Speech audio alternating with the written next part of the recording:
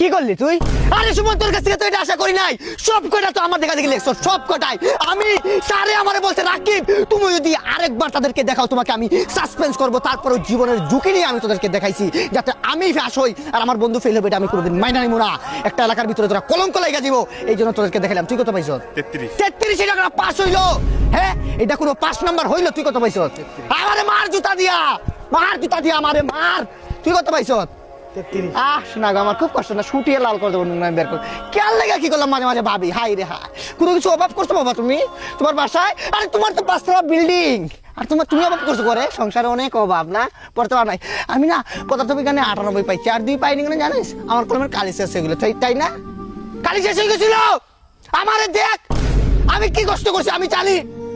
কতদিন জানো, রাতের অন্ধকার, কারেন্ট নাই, দেশে তো এমনিই তেলের সংকট, তারপরে কারেন্ট নাই, বিজলি দাঁড়াতে পড়ছি।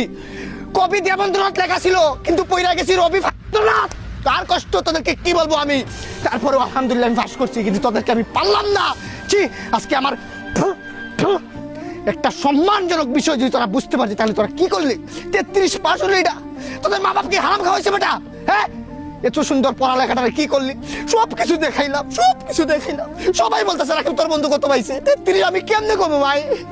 আমার মার ভাই, আমার মা। আরে ভাই ভাই আপনি বাইকা পড়েন না ভাই। ভাই আপনি মনে হয় অনেক ভালো স্টুডেন্ট না? আমি লজ্জিত ভাই সবার কাছে। এই ওদের জন্য আমি পরীক্ষা ছাড়া আমার সাসপেন্ডের অভিশাপ দিচ্ছে জানেন। আমি তার কিছু পড়ুয়া করে নাই যে তোরা দেখ, তোরা পাস কর। ও ভাই, তারা তো ভাই অনেক কম নাম্বার পাইছে ভাই। আপনি মনে হয় 33 এর একটা কম পাইলে 32 আসলেই শেষ fail হয়ে যেত। ভাই আপনি ভালো স্টুডেন্ট মনে হয় নাকি? জি ভাই, আলহামদুলিল্লাহ, আমি কোনো সময় এটা নিয়ে অহংকার করবো না। জি ভাই আপনি কত পাইছেন? আমি 34 পাইছি ভাই।